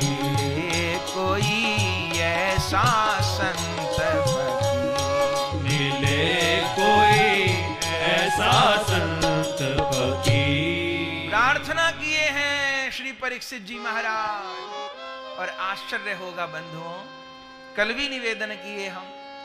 संसार में तो कहते हैं कि प्यासे को कुएं के पास जाना पड़ता है, कुआं प्यासे के पास नहीं आता, ऐसा कहते हैं ना संसार।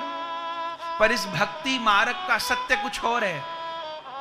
इस प्रेम वाले रास्ते पर अगर सच्ची प्यास लगे तो कुआं उठ के प्यासे के पास आता है। अजी कुआं नहीं, नदी नहीं, सागर उठ के प्यासे के पास आ जाता है।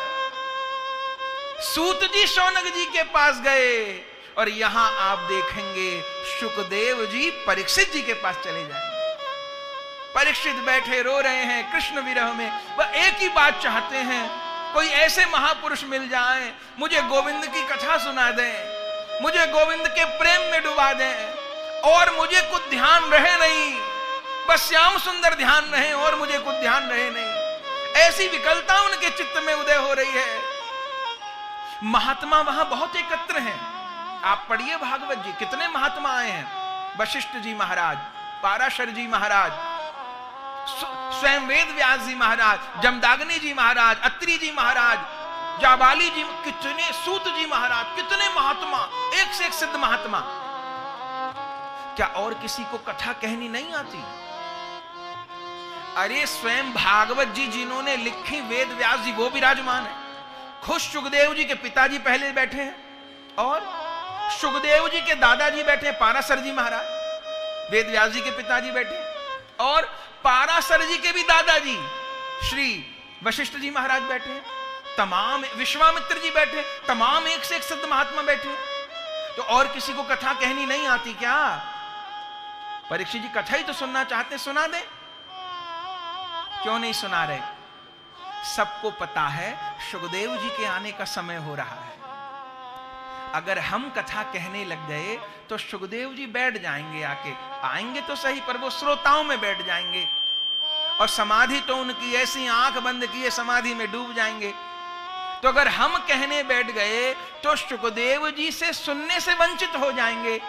कथा तो सुननी है, पर सुखदेव जी के मुख से सुननी है। हाँ? गुरुदेव का वाक्य याद आता है, गुरु महाराज की वाणी के ठाकुर जी किसी भागशाली का धन चुनते हैं, सबका नहीं। किसी भागशाली का प्रभु धन चुनते हैं, हाँ? किसी बड़भागी का प्रभु तन चुनते हैं। अगर हमारा धन कहीं सेवा में काम आ रहा है, हम बड़भागी हैं। किसी का प्रभु तन चुनते हैं, अगर तन से सेवा बन रही है। और सबसे कठिनाई में किसी बिरले का प्रभु मन चुनते हैं। मन चुनने तो बात बन जाए तब तो।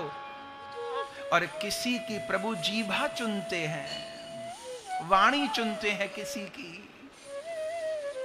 ठाकुर जी को प्रार्थना करिए, प्रभु आप हमारी वाणी चुन लीजिए। वृंदावन में एक बाबा रहते थे, कृष्णदास जी। उनको बहुत इच्छा थी कि मैं भगवान का यश गाऊं, कथा करूं, किसी और कारण नहीं, सुख के लिए, अपने सुख के लिए। बहुत रोते थे, पर उनको पढ़ना नहीं आता था, संस्कृत पढ़ना नहीं जानते थे, पढ़े लिखे नहीं थे, बंगाली शरीर था, छोटी अवस्था में आ गए थे वृंदावन, तो बहुत रोते थे। गुरु जी के पास गए, तब गुरु जी ने कहा, बेटा तुम बस महामंत्र का आश्रय लो, ये नाम ही तुमको सब कुछ प्रदान कर देगा, और श्री जी को जो करनी होगी सो करेंगी। तो आश्चर्य होगा आपको कि वो बाबा रोते रहे, पढ़ना नहीं आता था, बस उनको ये जिज्ञासा होती थी ग्रंथ पढ़े, हम सत्संग करें भावना। तो एक दिन राधा रानी प्रकट हुई बालिका के रूप में, और बाबा से कहा, बाबा मुख खोलना अपना। अब वो तो पहचान नहीं पाए, तो मुख खोल दिया, और राधा रानी कोई सलाई लाई थी। जैसे बाबा मुख खोले, उनकी जीभा पे राधा रानी ने लिख दिया श्री कृष्ण, और जैसे जीभा पे श्री कृष्ण लिखे, उन महात्मा को सारा ज्ञान उदय हो गया, सारे ग्रंथ उनके हृदय में प्रकाशित हो गए। और फिर वो खूब सत्संग किए, खूब। एक ऐसे अनार पढ़ना नहीं जानते थे, और समस्त मंगला पढ़ने लगे, संस्कृत पर सब कुछ पढ़ने लगे, सब कुछ उनको कंठस्थ हो गया, याद हो गया। ठाकुर जी किसी की जीभा चुनते हैं, तो सबको पता है, सब जानते हैं, बोल सकते थे सुखदेव जी आएंगे, सब लोग बैठे हैं, और ये भी पता है कि परीक्षित की पुकार से ही आएंगे, और किसी से नहीं आएंगे। और जब परीक्षित जी रोकर पुकारे, बैठ गए, ओहो, तब कोई निमंत्रण देने नहीं गया। बंधुओं, सुखदेव जी जीवन में एक ही बार कथा कहे हैं, 2 बार नहीं कहे हैं। सुखदेव जी जीवन में एक ही बार कथा सुने हैं, कहे हैं, और परीक्षित जी जीवन में एक ही बार कथा सुने हैं। एक ही बार कथा सुने से गोविंद मिल गए। हम भी अगर जीवन में परीक्षित बन पाए, तो एक ही भागवत हमारे जीवन का कल्याण करेंगे। परीक्षित बनना होगा, परीक्षित बनना होगा। कोई निमंत्रण नहीं भेजे, श्री परीक्षित जी बैठे गंगा तट पर, और उसी समय, ओहो, भागवत जी में वर्णन है, सूत जी महाराज कहते हैं, तत्रा भवत भगवान व्यास पुत्रो, तत्रा भवत भगवान व्यास पुत्रो, यदृच्छया गामटमानो नपेक्षा, अलक्षलिंगो निजलाभ तुष्टो, वृतस्य बालैरवधूत वेशा। उसी समय बंधुओं, श्री परीक्षित जी महाराज को कभी कागा की आवाज सुनाई देती है, कभी कोयल की आवाज सुनाई देती है, अंग फरकने लग गए, आंखों से अश्रुधार बहने लग गई, और उसी समय क्या देखते हैं, तत्रा भवत भगवान व्यास पुत्रो। सूत जी कहते हैं, भगवान व्यास पुत्रो, मानो व्यास पुत्र के रूप में भगवान ही आ गए। कोई महात्मा कहते हैं आज सुखदेव नहीं आए, परीक्षित जी पर कृपा करने के लिए श्याम सुंदर ही सुखदेव जी बन के आ गए। कैसा रूप है, थोड़ा निहारिए, फिर कथा को विश्राम करेंगे।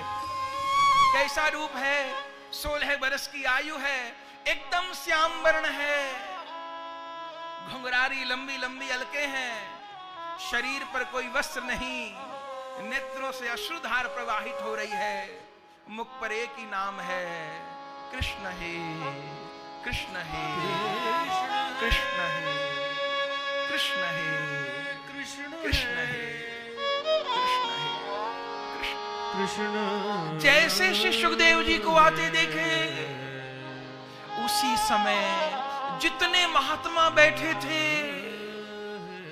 सब दंडवत प्रणाम किए। परीक्षित जी तो किए, उनको तो करना चाहिए था। लोगों ने वेद व्यास जी से पूछा, आप क्यों प्रणाम करते हैं, आपके तो पुत्र हैं। पाराशर जी से कहा, आपके तो नाती हैं, आप क्यों प्रणाम करते हो। वशिष्ठ जी से कहा, आपके तो बहुत छोटे बालक हैं, चौथी पांचवी पीढ़ी में आप क्यों प्रणाम करते हो? वेद व्यास जी ने यही कहा, आज पुत्र को प्रणाम नहीं कर रहा, सुखदेव को देख के लगता है श्याम सुंदर की कृपा आ रही है। आज गुरु तत्व को प्रणाम हो रहा है, आज व्यास तत्व को प्रणाम हो रहा है।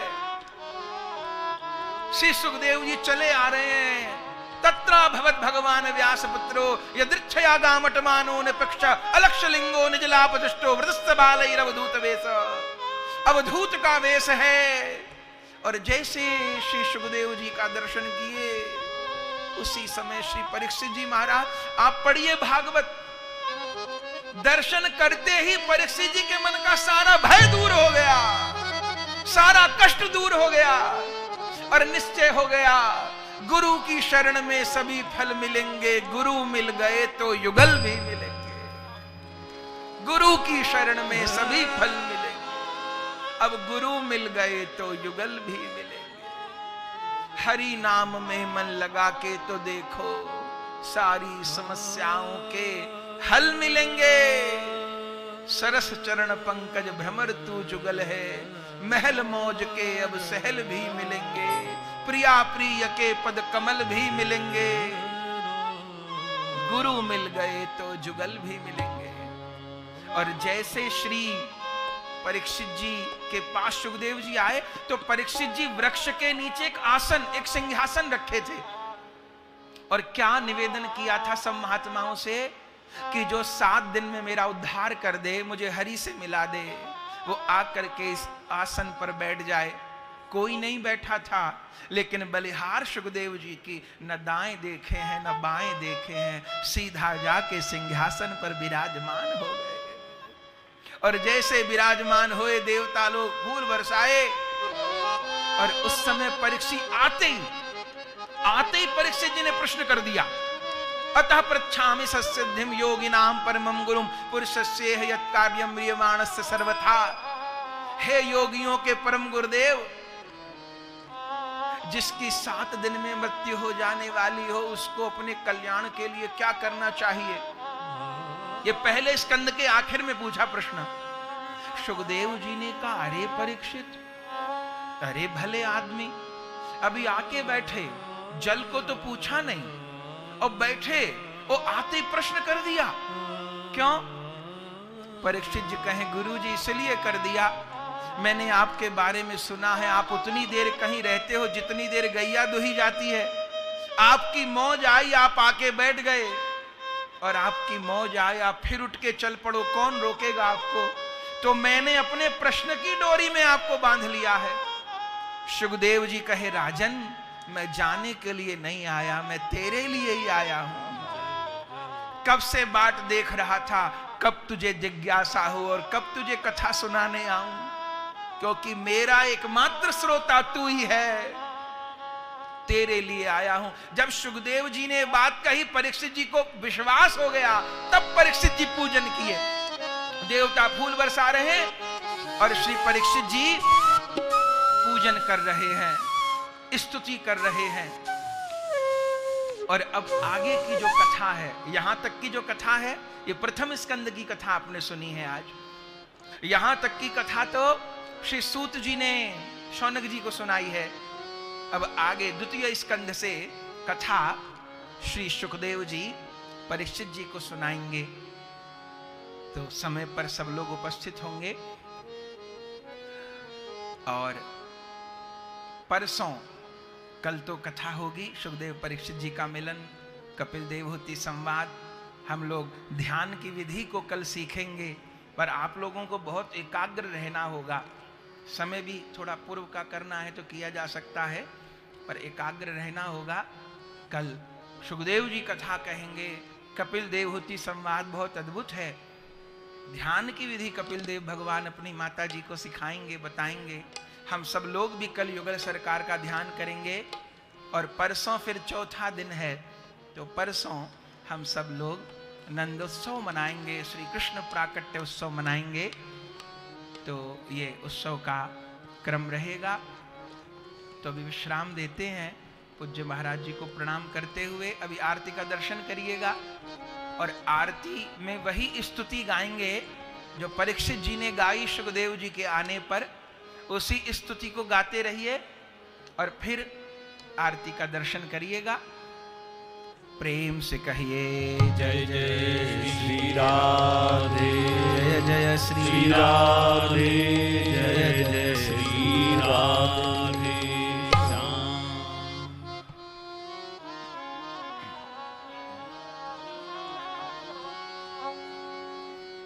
हरे कृष्णा। संगतां नूं बेनती है, कल नूं एकादशी मनाई जाएगी।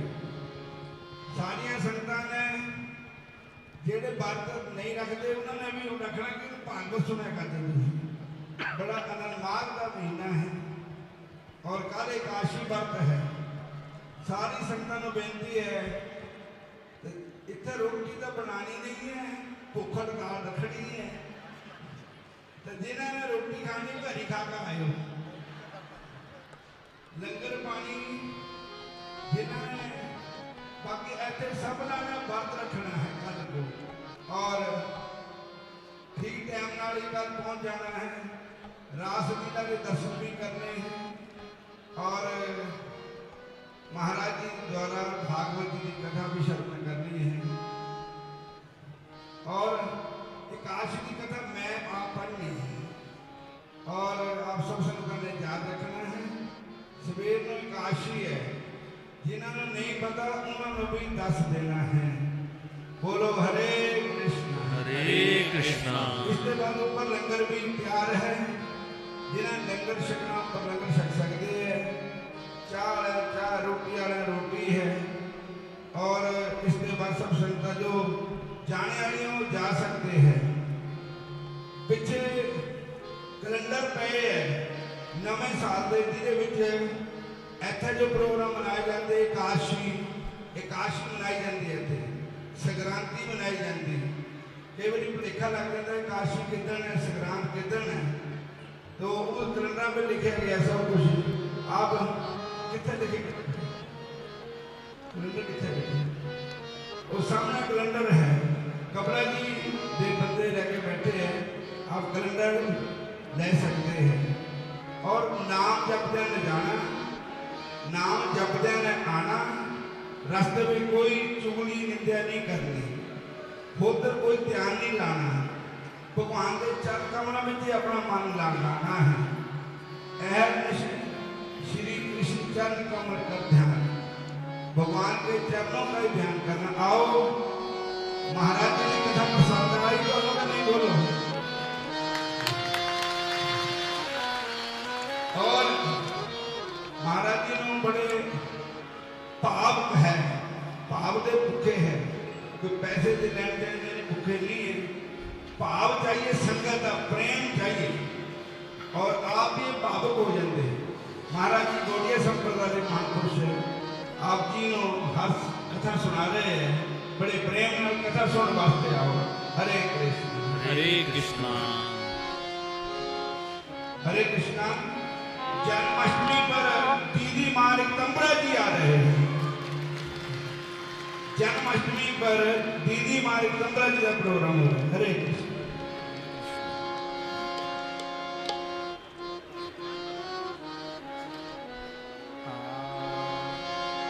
आए मेरे नंद नंदन के प्यारे, आए मेरे नंद नंदन के प्यारे, आए मेरे नंद नंदन के प्यारे, आए मेरे नंद नंदन के प्यारे। माला तिलक मनोहर बानो, माला तिलक मनोहर बानो, त्रिभुवन के उजियारे, आए मेरे त्रिभुवन के उजियारे। हृदय कमल के मध्य विराजत, हृदय कमल के मध्य विराजत,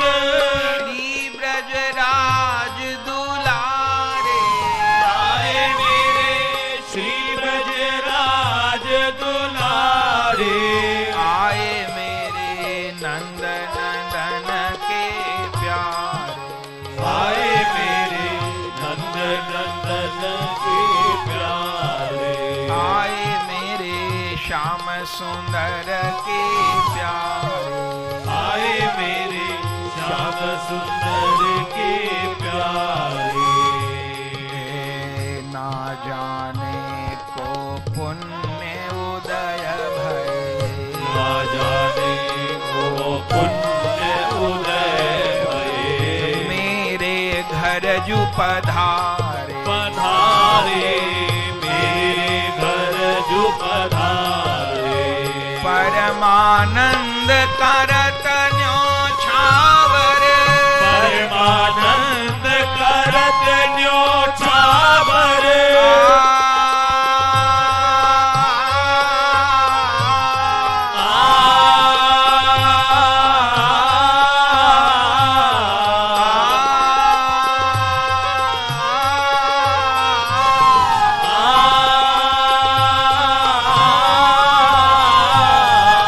परमानंद करत न्योछावर, परमानंद करत न्योछावर। बार बार त्रिनवारे, बार बार त्रिनवारे। आए मेरे नंद नंदन के प्यारे, आए मेरे नंद नंदन के प्यारे। आए मेरे श्याम सुंदर के प्यारे, आए मेरे श्याम सुंदर के प्यारे। आए मेरे नंद नंदन के प्यारे, आए मेरे नंद नंदन के प्यारे। आए मेरे श्याम सुंदर के प्यारे, आए मेरे श्याम सुंदर के प्यारे।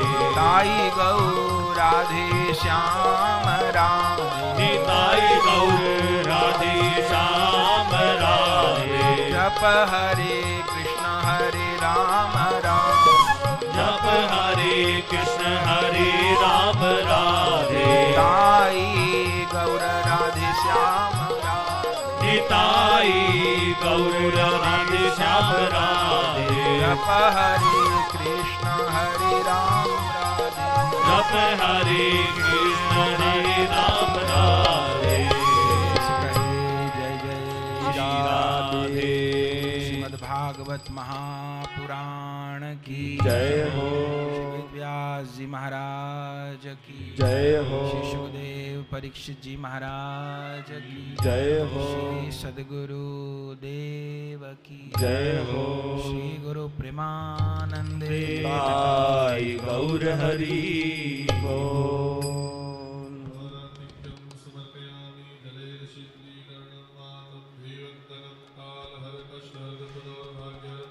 सुख संपत्ति वरदो भव मंत्र पुष्पांजलिर्मा। ओम यज्ञेन यज्ञमयजन्त देवासानि धर्माणि दधमान्यासन्। ते हनागं महिमानः सचन्त यत्र पूर्वे साध्याः सन्ति देवाः। सेवन्ति भावकुलचम्पकपाटलाब्धि पुन्नामजाति करवीररसाल पुष्पै। बिल्वप्रवाल तुलसी दल मंजरी